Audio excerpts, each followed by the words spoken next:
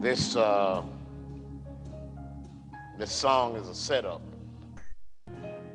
It's a setup if you sing this song, because it's a really mature song. All right, and if you start singing this song and mean it from your heart, watch out. All right, because what you're doing in this song, the prayer you're praying, is inviting the Lord to come in and do some things in your mind, in your will, in your heart that you may not be able to do effectively yourself. When you tell him, take my heart and hold it, take my mind, conform it, tell him to start transforming your life, then all the structures you set up yourself start falling by the wayside. And there may be some stuff in there you like, but he'll straighten it out. And you'll find yourself doing things differently. But you pray for it. You ask him to do that. So be careful. You know, we say these things and they go well with the melody. But when you're praying this as you're saying this, it really does have an effect on your life. I'm begging you to pray it. I'm begging you to sing this song. I can't imagine what the church would be, how much better the world would be if all these things came true in every one of us. The world, the community, everything would be much better. Yeah, but too often we don't want to take our hands off the wheel. We want to keep on doing everything ourselves. But in the end, all believers in Christ Jesus ought to be praying for holiness, righteous, the things we ought to be asking for. I love this song. Be with me all week long. Thank you so much for leading us in there. One of the lyrics I think says something about being tried and true. The verse song. Lord, prepare me to be a sanctuary, pure and holy, tried, tried and true. We use that idiom all the time. Tried and true. It means that when something is tried and true, that means it's worked in the past. And you have every expectation that as you move forward dealing with it, it will perform in the same way. That's what you say when you say something is tried and true. And so if your relationship with the Lord is tried and true, that means you got past experiences with him, and you have no doubt that as you move forward, you stay faithful, that it'll also be the same response as you've had in the past. He's a tried and true God. Yeah, true, tested, proven, doesn't fail. We're going to before I step into this sermon today. Two things I should have said this when I made my remarks. Be mindful that this coming Friday is a national holiday in this country, and it is a national holiday that deserves our recognition. It is Veterans Day. Veterans Day. Those men and women who have served in the armed forces in some capacity, who have sacrificed to ensure that you and I can move about this country as freely as we want to and do the things we want to without permission, without having to have a pass to go from one state to the next or from one city to the next. They paid those sacrifices. Not to be misconstrued with Memorial Day, which is for those members of the armed forces who have passed away. This one simply recognizes those who have served in any capacity. And I often say this too. Most of them don't serve without some significant support from other people who may not have technically been in the armed forces, but they certainly made it easier and better for the person who was in there. And so we salute them as well. So be purposeful about finding someone who was a veteran and celebrate them, if you will. And just for our sake, by a show of hands, if you are a veteran of the armed forces in any capacity, can you just raise your hand, just slip your hand up in the air, please. Everyone who is a veteran, yes. Yes, let's celebrate them today, please. Yeah, yes. Thank you. Thank you so much for your service. Thank you for your service. And so we typically in the month of November, at least for the last several years, have concentrated on the general topic of stewardship. We think the month of Thanksgiving is the month of that we celebrate Thanksgiving is a great time for us to reflect on those things for which we should be thankful and reflect on our stewardship of those things that God has given to us. We've greatly tried to expand the definition of what stewardship is through the years, and too many times we narrow it down to time, treasure, talents. But of course, you and I are mature enough to know that we have a responsibility to be good stewards of everything that God has given us. And sometimes we don't talk about all of the specifics in that space. And so this month, we're going to start a sermon series. The title of it is Entrusted. Entrusted. Okay? Because that's what he's done. He has entrusted us with certain things. He's entrusted us with things that were given to us from one generation to the next. Yeah, as the graphic depicts, the baton has been tossed, has been given to us, and it's now our responsibility to carry it the next leg of the journey. And so I ask you that question. That's not just true in our houses of worship. You know, we're on that watch now. It's not just true on our jobs. It's true in our families. All right. A lot of folk in the family before us paid heavy prices for us to be able to live the way we live and according to the standard that we live. I had wonderful celebrations this past couple of days with guys and with people from college that I've been with at homecoming. And of course, we sit around and the common conversation is, how are you doing? How is your family? And everybody pulls out, you know, a Rolodex of what's going on with their family, with their children. And you can just see the pride in their voices as they're talking. And it's contagious. You want to celebrate them. And then there's a level in me in the back of my mind that's saying, they ought to be doing that. You know, your daughter ought to be a doctor. Your son ought to be an engineer, all right? Because you set the platform up for them to step up there and just be able to pick on the wheel what they want to do and go about doing that. And so there's an expectation that to whom much is given, much is required, all right? And we never should lower those expectations for comfort. That shouldn't happen. It's supposed to be hard, and it's supposed to be increasingly hard for us. We're not doing this so life can be easy for you. Nobody's setting it up for a bed of roses, and God didn't give us these positions of authority and influence for us not to make the hard choices. He expects us. He's entrusted in us the opportunity to be better. And so this month, as we talk about our responsibilities being entrusted with us, we're going to specifically talk about one area of stewardship over these next few Sundays. And that's going to be the stewardship of we're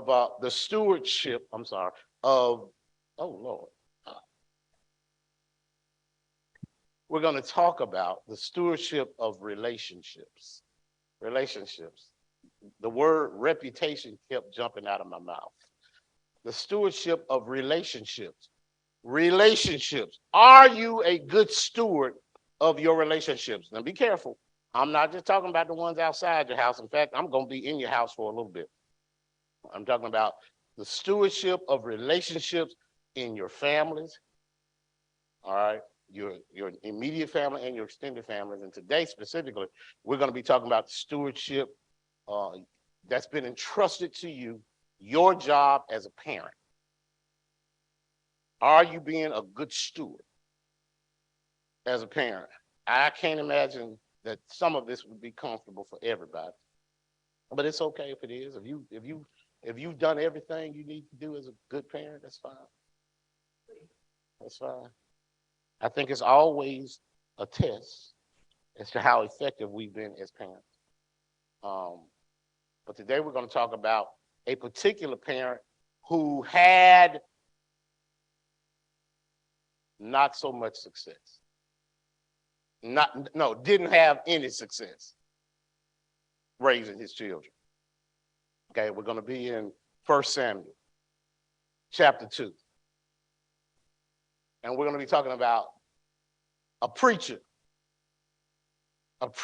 who raised bad children. All right. In fact, the name, if we got to put a title on this sermon, it's going to be Eli's Worthless Sons. Eli's Worthless Sons. Okay. We learned a whole lot during these last few years that we probably wouldn't learn had we not been forced to be in the space of being at home all the time. We learned each other a little bit better. All right. We also learned that there were some things we counted as important that aren't so much important as we thought. Okay. We put a lot of stock in that stuff, and then suddenly we didn't have it anymore. And then we realized that it probably wasn't as important as I thought it was. And all the time I was putting into it, I maybe could have used that time a little bit different.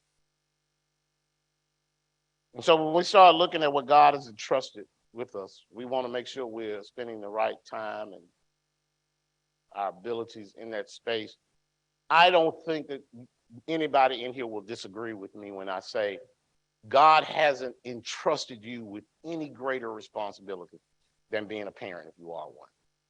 It's your greatest responsibility to make sure that generation next gets its fairest shot, gets its greatest opportunity. But never does that come without rules and regulation and responsibility. The story we're going to study today talks about some young men who were privileged. They were born literally in the lap of luxury. They had everything you could ever imagine in life. They wanted for nothing, and yet they were morally depraved. All right? Even though their daddy was the biggest preacher in town, they didn't have what they needed. Now, why are you going to stand here Sunday morning and talk about preachers and their children, Reverend Paul? Because if we can't get it straight in this house, then we're going to have trouble getting it straight in other houses as well. We have every opportunity to do well. We have the guidebook.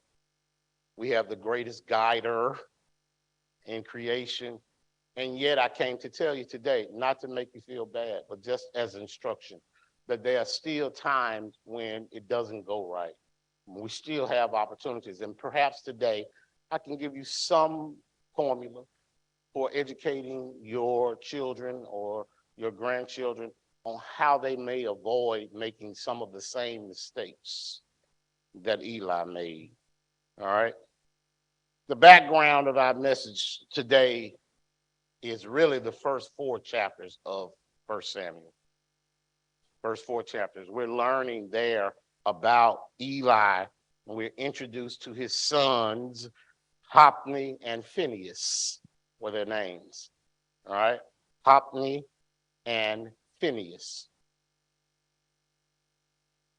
I put a graphic up in the about what relationships are, so you understand what we're talking about, because relationships sometimes get a little skewed. You have a relationship in all the places that God has entrusted you to be, not just your family. At work,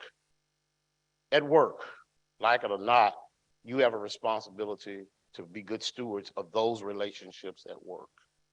Yeah, in your community, you have a responsibility to be have good relations, or as the best relations you can with your neighbors. All right. Your extended family, not just your immediate family, but your extended family. You have a responsibility. And look, let me go ahead and let me put this out there too. Not just your blood relation, your in-laws too. All right. Because at some point, the line that says in-laws is supposed to go away. We're supposed to just be family. And yet we sometimes use in-laws as a barrier to closeness. All right. It gives us a wall to hide behind to be able to throw a brick when somebody does something we don't like. And I'm telling you, if somebody's been your in-law for 40 years, I don't know what you're still waiting on to integrate them into your family about what's going on. I don't know when is it going to be okay for them just to be your sister or brother-in-law or whatever. Okay. And so relationships matter. Relationships matter. And the level of relationship does not pose a barrier to you having a responsibility to making sure you have the best relationship you can with everybody. The specific part of the scripture that I want us to lean on is in chapter 2. Chapter 2. Okay. I'm going to read some verses to you starting around verse 11. 12. All right. In my Bible, which is a study Bible, the heading for this section is pretty graphic. It's called The Sins of Eli's Sons. The Sins of Eli's Sons. And it reads, now the sons of Eli were sons of Belial. They knew not the Lord. Hold up. All right. This ain't going right. We talking about the chief priest's son. The chief priest's son, the one living in and around the parsonage. Okay. They were sons of Belial, and they knew not the Lord. Another way of saying that is our heading. They were worthless men. And the priest's custom with the people was that when any man offered sacrifice, the priest's servant came, and while the flesh was seething with a fresh hook of 3 teeth in his hand, and he struck it into the pan or kettle or cauldron or pot. All that the flesh hook brought up, the priest took for himself. So they did that in Shiloh until all the Israelites that came thither. Also, before they burnt the fat, the priest's servant came and said to the man that sacrificed, give flesh to roast for the priest, for he will not have sodden flesh of thee, but raw. And if any man said unto him, let them not fail to burn the fat presently, and then take as much as thy soul desireth, then he would answer him, nay, but thou shalt give it to me now, and if not, I will take it by force. Sound like a tithe there. Wherefore the sin of the young men was very great before the Lord, for men abhorred the offering of the Lord. Men hated it. They bring the fatted of the calf to the priest's house while Eli was the chief priest. They were required to share of their cattle with the priest. This is how the priests were not given a portion. You remember in the land distribution, you may not know this. When the 12 tribes were divided, the priests were not given any specific land to raise their own cattle, but were provided for out of each of the tribes. All right. When they came in, they would give a portion of what they had to the priest's house. But Eli had some sons who had figured out how to get their hustle on. All right.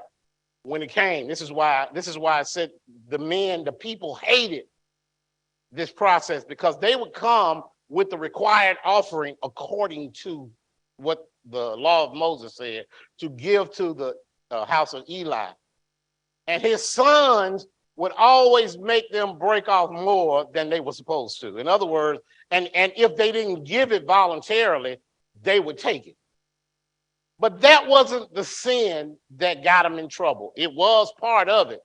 I'm just going to go and walk this down to you so you understand that God could have straightened all that out quickly. It was the sin of abject abject, immoral character that got Eli's household in trouble.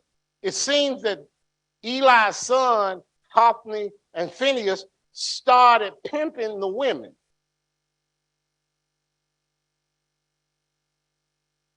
Yeah, you can say that because that's what they said. Who worked around the temple.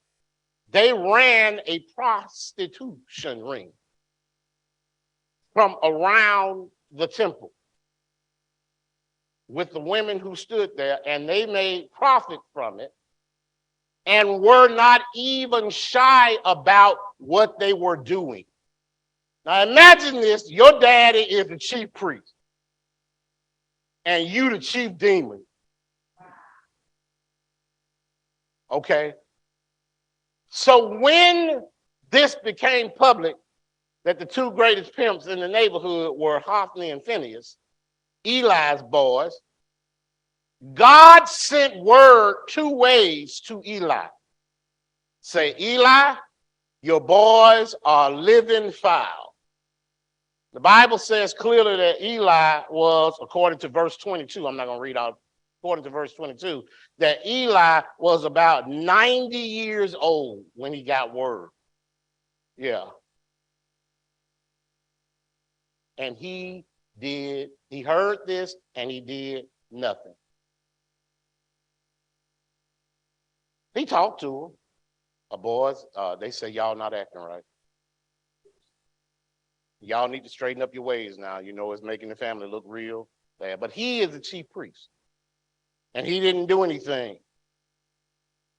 They were taking advantage of every single person who came into the temple for their own personal profit, and they had a corrupt moral base in everything they did. They were more sons of the devil, the enemy, than they ever were righteous sons of the chief priest.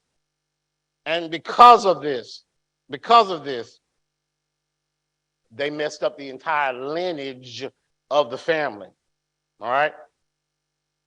It was unspeakable. This is what the Bible refers to. It's unspeakable, the things that they were doing. Not only as Eli's son did they bring disrepute to his family name, they also defamed the house of God and made it of less respect because of how they did things.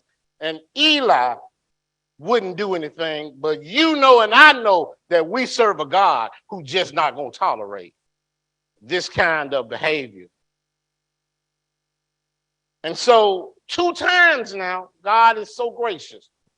He sent someone to warn Eli. He sent the prophet to him, and then he sent a little boy named Samuel, we're reading right. He sent Samuel to warn the priest. Can you imagine the courage it would take a younger man like that to go to the 90-year-old chief priest with this kind of warning about his sons?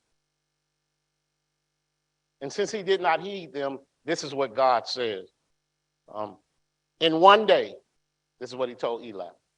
He said, in one day, I will perform against you the things that I have spoken. You will die, and thy sons will die on the same day, because your sons made themselves vile. And you, watch this now, entrusted. You restrained them not. Your sons, I like this now because this helps us in our discussion this morning, our sermon this morning. Your sons made themselves vile. Choice. All right? Choice. And you restrain them not. Choice. God's not dealing with folk who did not have control of situations. And this is important for you because God's not simply going to execute judgment on you because bad things happen. But once given the opportunity to know that you have transgressed, if you don't already know, and you take no action to correct those things, God will be swift and sure in his execution of judgment. Because he has given you what you need to straighten things out. And the rest of the story, the rest of the chapters deal with the destruction. Watch this now. Can you imagine how long it took Eli to build up the reputation of his family? To serve and work in such a way that he would be placed as chief priest of the house of Israel. Long before Phinehas was born, long before Hophni was born, Eli was laboring and working and serving the true and living God and the house of Israel. And along come his boys who never had to hit a stick at anything or raise a finger to anything. And they, in their one fell swoop, take everything Daddy has done and ball it up and throw it in the trash can of nothingness because they don't care about their reputation because they have lived on flowery beds of ease all their lives. They're hustling and living in luxury. Now, you know, and I know that it didn't stop at Eli's house. Oh, yeah, we got some situations. It may not be as direct as this. We don't have to leave. We don't have to stay in Israel. We can come to Birmingham. And we got folk who are taking advantage of family name, family reputation, simply for their own direct benefit. They will take relationships mom and dad have had for years. And for the sake of a commission on a job, they will destroy reputation. They will promise something and never come through with it. Use relationships and connections because they think somebody's got some money or some resources and not care anything about damaging it. And this is the sad part. I'm going to tell you this. This may have happened to some folk in your house and the folk don't ever come tell you.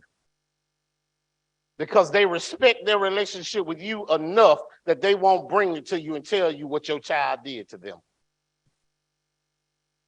And so you're walking around thinking, you wonder why I haven't heard from Miss such and such in a while. There's a reason. There's a reason.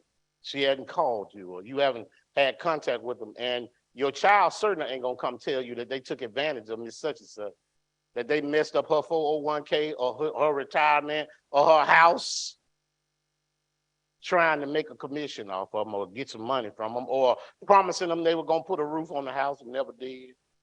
Come on now, we can go down the list of things and ways you can be taken advantage of, and for sake of peace and relationship, they haven't come and said anything to you about it.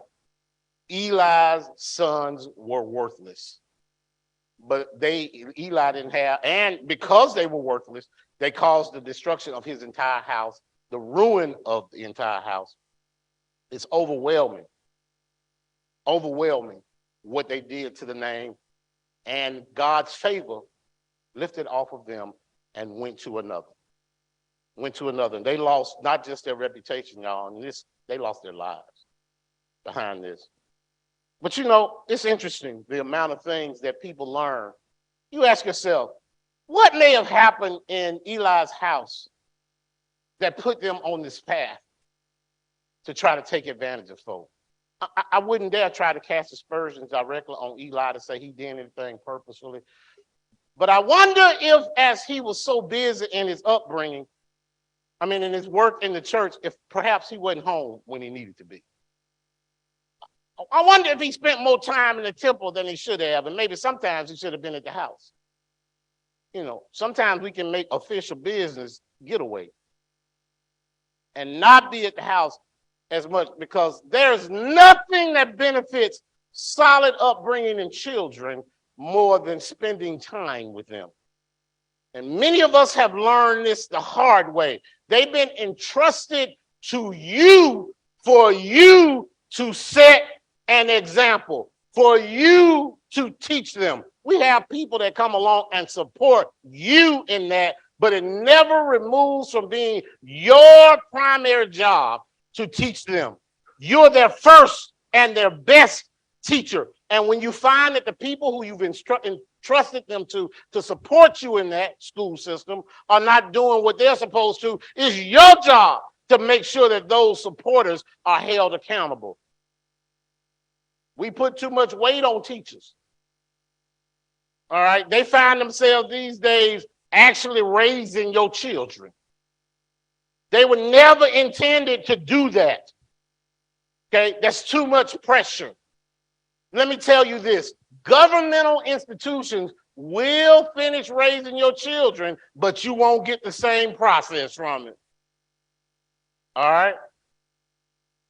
Children know. They know when they're loved. And if it's their second grade teacher who loves them, they love being around their second grade teacher. And they learn from them things. But that's not her primary job. Yeah. Reading, writing, arithmetic, that's what she's supposed to be teaching. Not making sure she got the right clothes on. Not making sure she's getting fed when she comes to school in the morning. All right. You're supposed to be paying attention to all of those things. Eli, clearly, there was some fly in the ointment in Eli's house when his children were growing up. But let me say this too. That may not be the case. It may be that they got up, and because they were so idle in their activities, they came up with something to fill the space. Right? I want you to be aware that constructive activities have to be taught and children led to them. Don't give them so much idle time these days, which we do. We give them so much time just to figure it out. In fact, we'll say that. Well, what they want to do? Oh, they'll figure it out. As we tell them, they'll figure it out. Oh, they will. They'll figure it out because the space that you leave gives room for something good, somebody help me now, and something bad to come in. And I can tell you that the bad always glitters. Yeah, the bad always glitters. Yeah. God judged Eli because Eli let his guard down and did not step in. Didn't matter that he was old. When he had the chance to make correction, he didn't do it. So God judged him. But he judged him on his action. This is important. Not on his children's action.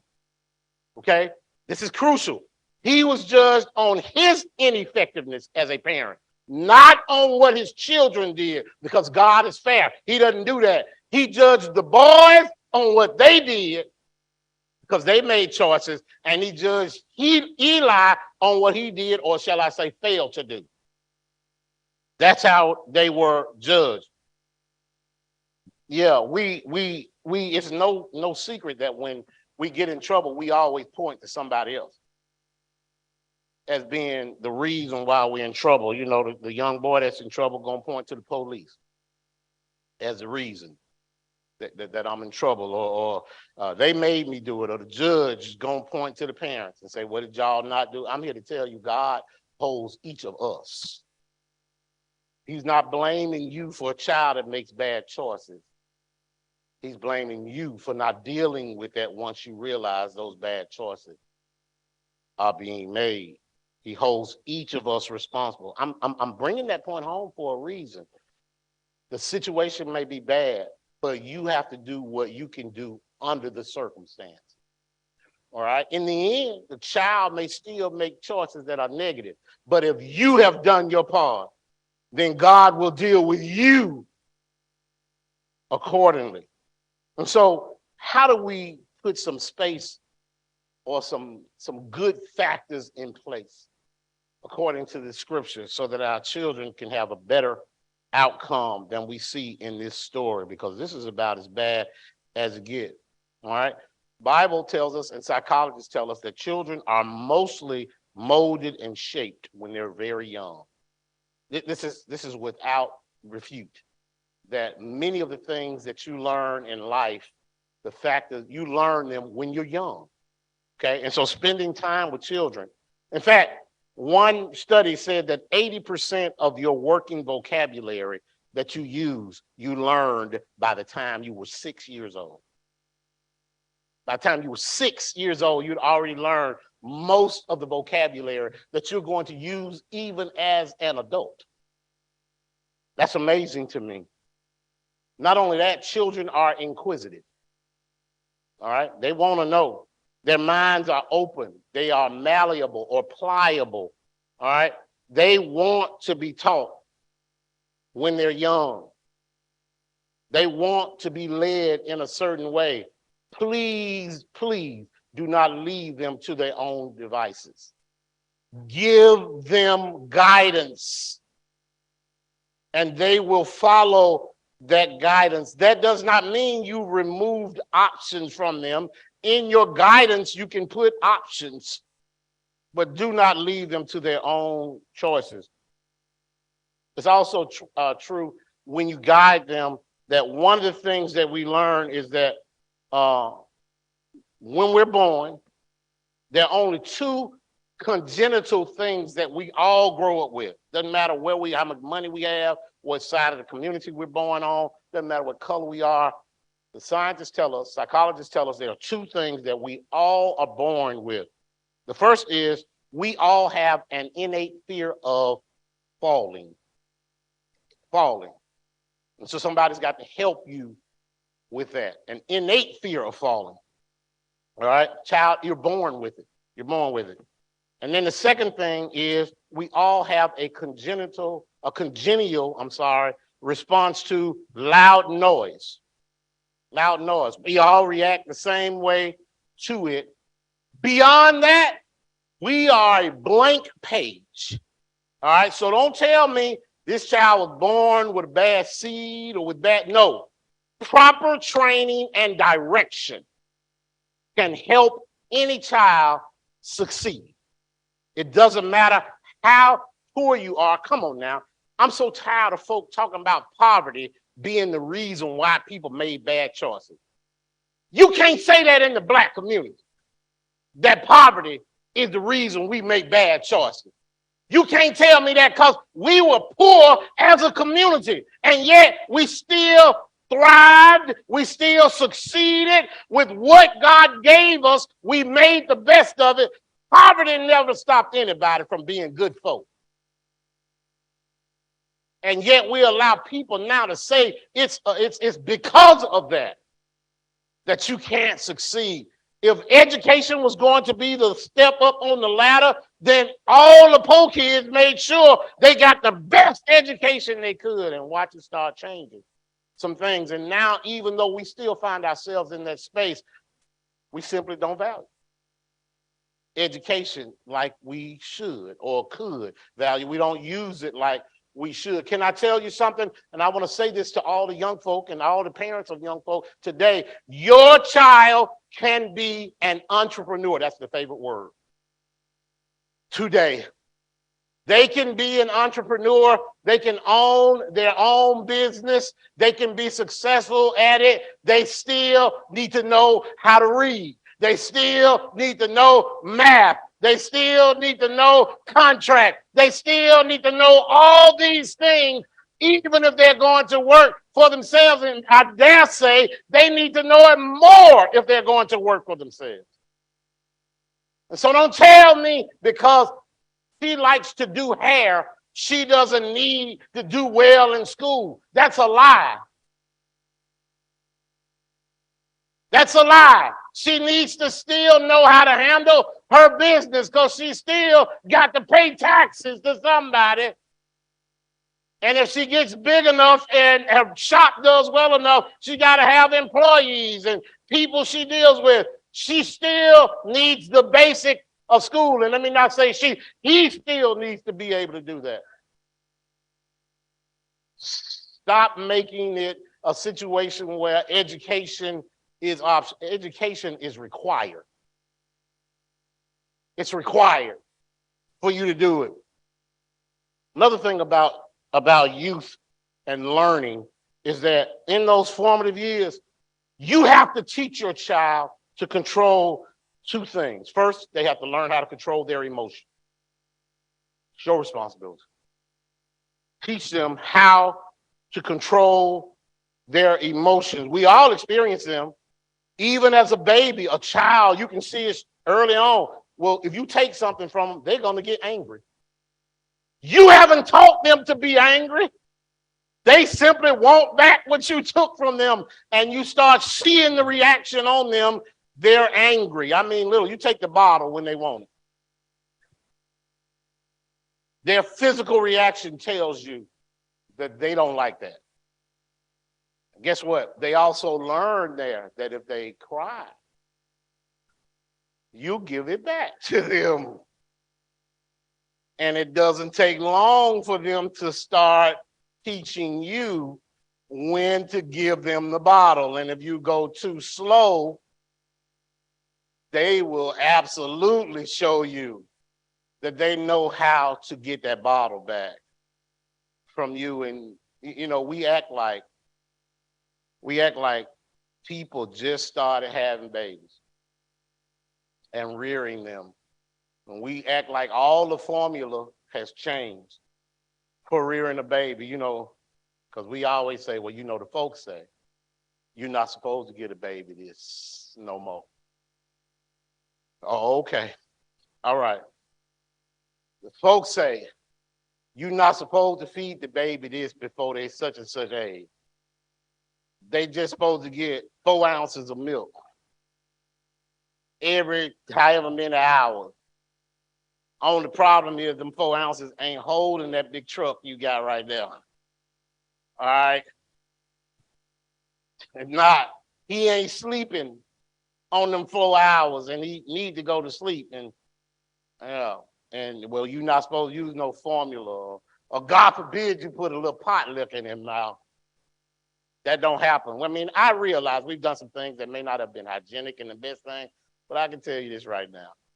All the tried and true measures, tried and true, have not failed. All we did was start reading, and we also started bringing in some cultural mores into our community that didn't fit us, because some of the stuff we did was just how we raised babies. All right? By a show of hands, I can go in another church and preach this message, and I can say this. Y'all know how it smells when a hot comb hits your hair?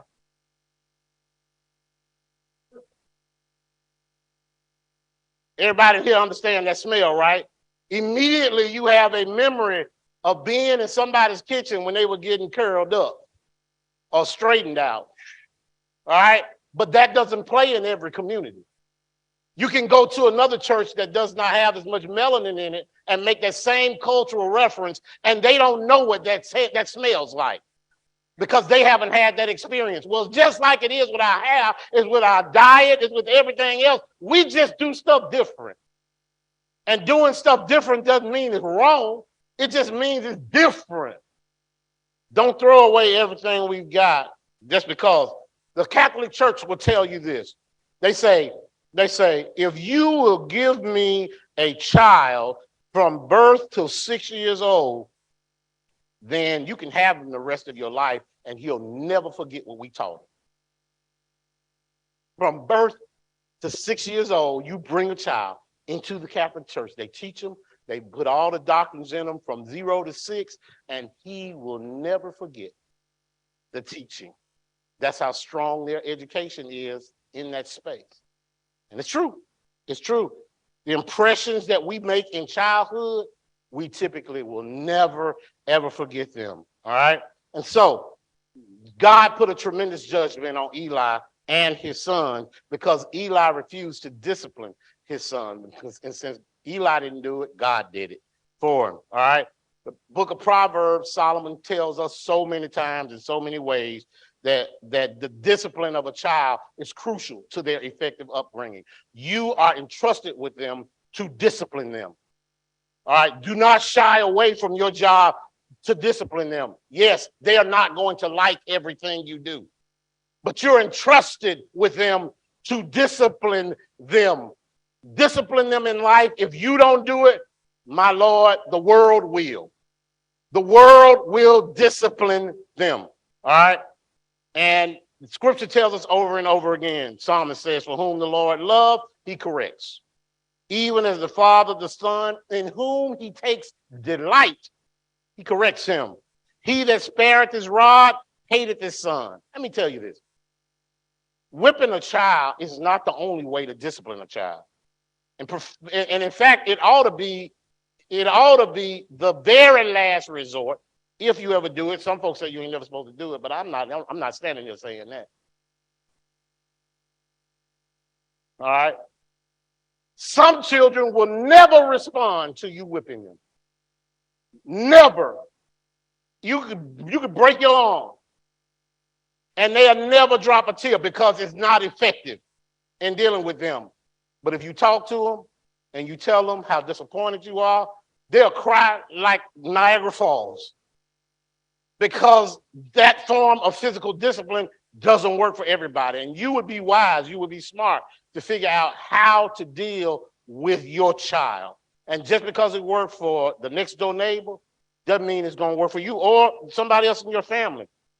And so what are the things you got to do in order to make sure your child has, I think, the best possibility of a good outcome, and you're not dealing with a scenario like these worthless sons that Eli had? So the first thing you got to do is that you got to recognize that there has to be a central authority or central power in your house. All right? There has to be. There must be somebody in the house who's in charge. Do not divorce yourself from the responsibility of being in charge. Guess who's in charge in the house with the family where there are children? The parents. The parents are in charge. The parents in that house are in charge in that house. God made it that way. The authoritarian figure is the mother and the father. And they do best if they talk to one another and collaborate, because soon and very soon, children learn how to play one against the other. And so if mom and dad aren't working together, then you're only making each job harder than it's got to be. You got to talk and collaborate with one another. Now, let me say this.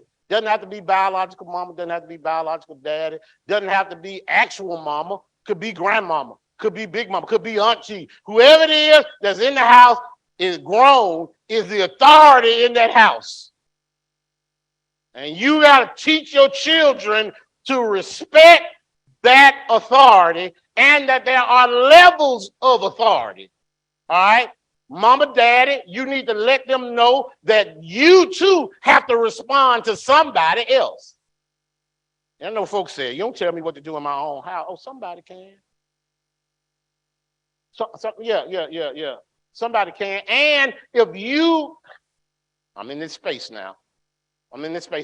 I want you to understand that levels of respect also flow, I think, with age. Children obey their parents. Grown children obey their parents. All right? Now, grown children's parents need to know when to go sit down. Now, that's important now. And some order is important. When your children are grown and running their own house, that's their house. You can give them all the advice you want. They ain't got to do none of it. Okay.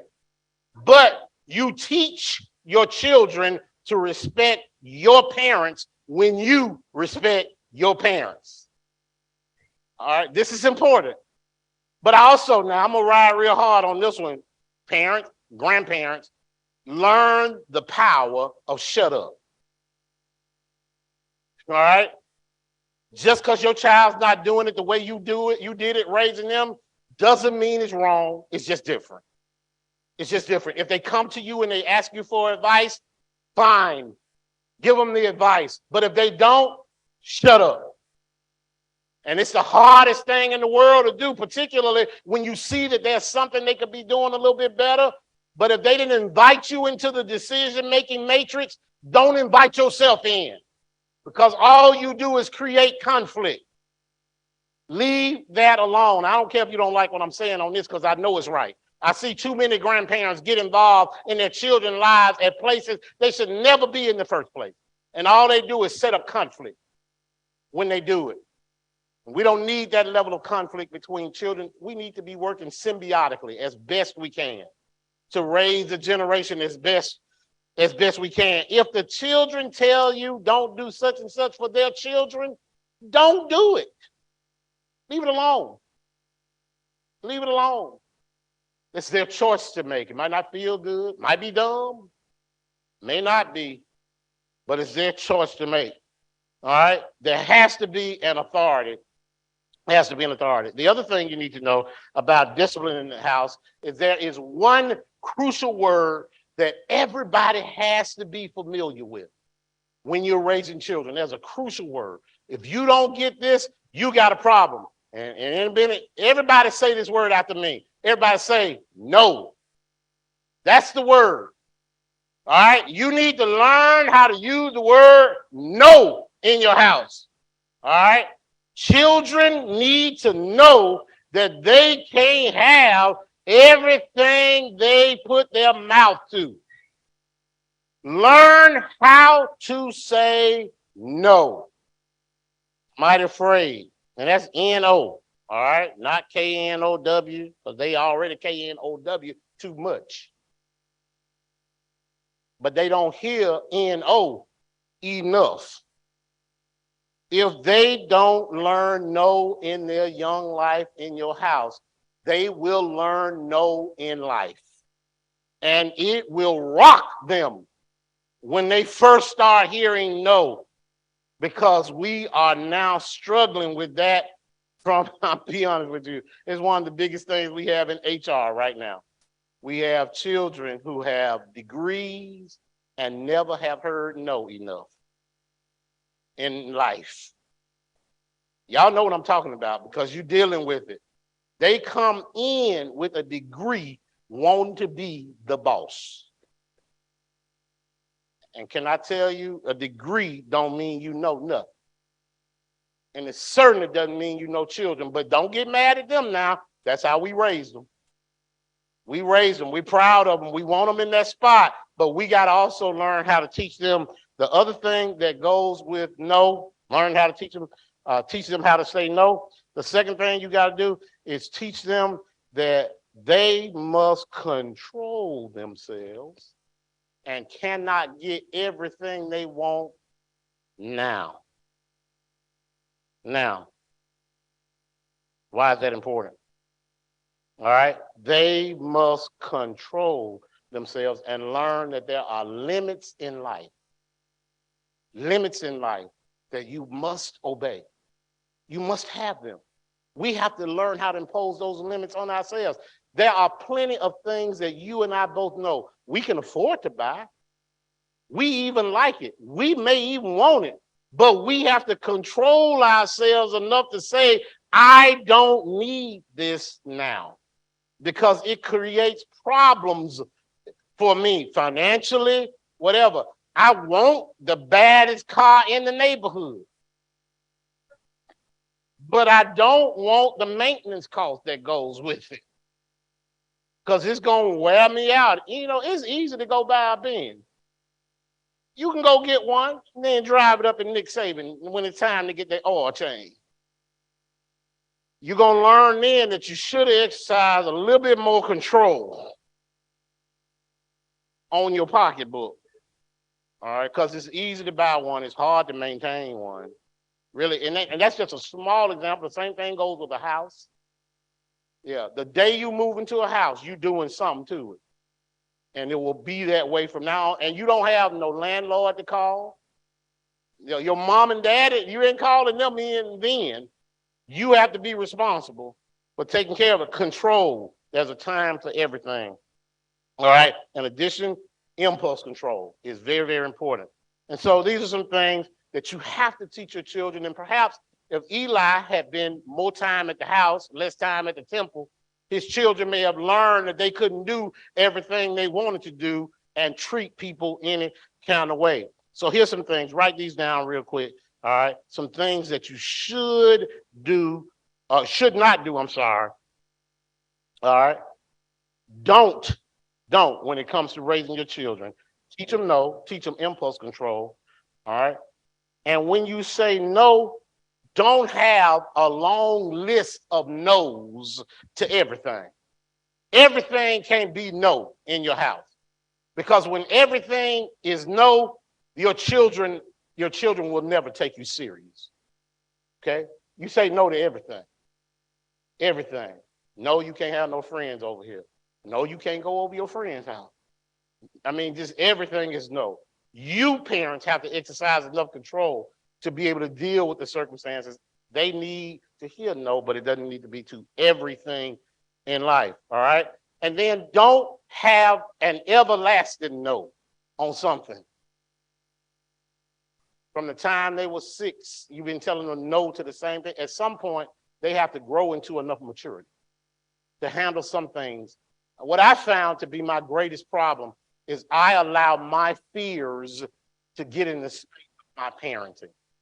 And the things that frighten me personally, I make them a part of so if it's something I wouldn't ever do, then I want to stop them from doing it when they may not have the same problem that I have. And I tell them no, and it doesn't mean the same to them as it did for me. So be careful. You have to grow through that. No everlasting or always no.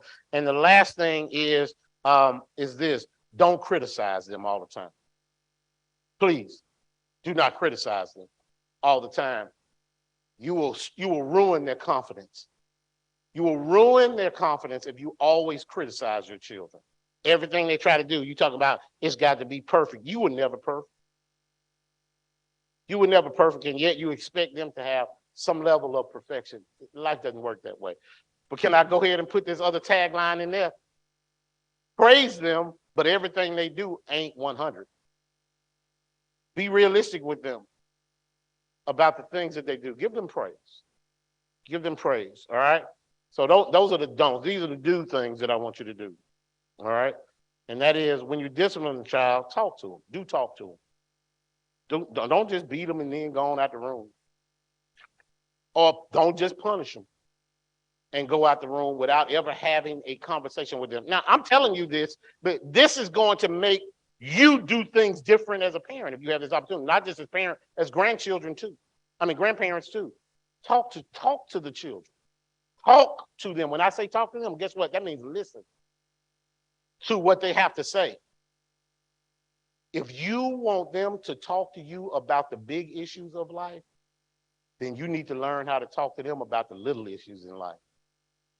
There's no way if you are mute on the things in your house that they're going to come talk to you about the big issues when they come. They're simply, I don't care how much you think your child your best friend. It's not going to happen. That's just a psychology that comes. I guarantee you ain't going to know the first boy or girl they like. It's not going to happen unless you keep some level of open communication open with them. The other thing is to reward them more than you punish them. Reward them more than you punish them, please. And a reward doesn't have to be money. A reward can be a hug. A reward can be your presence. How about this? Let's have game night tonight, me and you, just me and you. We just hanging out. I might even let you win. All right? You have no idea how valuable that time you spend with that child is. How about this? They're coming home, you say, I got a meeting tonight, but I'd rather spend the time with you. I'm canceling this meeting tonight. Hey, we can get together next week sometime. I'm hanging out with my favorite person tonight. Let them see that you think they're important enough to push everything else aside for them. If you have the ability to do that, yes, I'm going to say this, that includes church stuff too. Okay? Sometimes it's important that you spend enough time with your child, depending on how your schedule is. You need to go and take care of that us time so that they understand that they are important, always important. All right? And this is most important, and I'm out of here. Learn how to love your child. Learn how to love your child. Some people think it's automatic that just because you have a child, just because you gave birth to a child, that you love them. And the truth of the matter is, if some of y'all being real honest, some of y'all don't even like your children. You don't. You know you've raised them into some little brats. And they get on your nerves like they get on everybody else's nerves, and you start pushing them away. But learn your children. Learn how to deal with your children.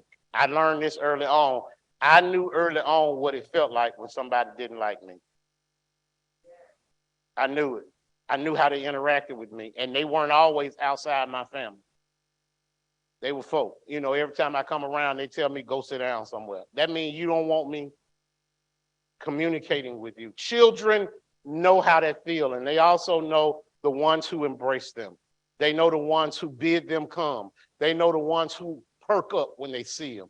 The ones who say, hey, I got some bubble gum for you over there. They know the ones who look out for them when they come, and let your child know that if there's no haven in the world, the haven of being around you is what they need. They know that no matter who else in the world does not treat them as their favorite, you do. You treat them as their favorite. There is no place like home in their heart, and they always want to get back to that space. Home ought to be a haven for them, but home doesn't mean that house. It means wherever you are. Wherever you are is the haven for them. Teach them that. And I think this will help all of us not be in a place where we have, like Eli, worthless sons. Because can I tell you, when you don't take the time to straighten out those small things, life will bring you great big issues. And it's sad, y'all. I spent much of my career dealing with folk who I know have made some choices that haven't been good with respect to their children. And their children have walked down pathways that have been dark, not only created problems for themselves personally, but mom and daddy mortgaging the house, trying to hire lawyers, trying to get them out of jail, trying to get psychologists to come in and testify for them, trying to do all these things. Their mom and daddy taking care of the children they had because they're not available to take care of them. They raised them. Now they're in prison, and grandmom and granddaddy got to pay, or not got to, are paying child support or raising the children. These issues come about and create problems. God has entrusted a responsibility to us. It's not easy. Eve said, God has given me a man. I don't know that we understood how serious that was when she said it. Because God gave her a man, a child, and God expected the same level of love that he gave to us to try to replicate that same thing. If you've been able to do it, my God bless you. If you're still in the middle of it, may God bless you. But follow him.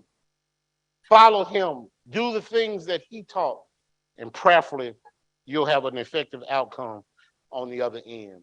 I know we have the greatest example. God gave us the best example. He gave us his son that we might have access to all good things.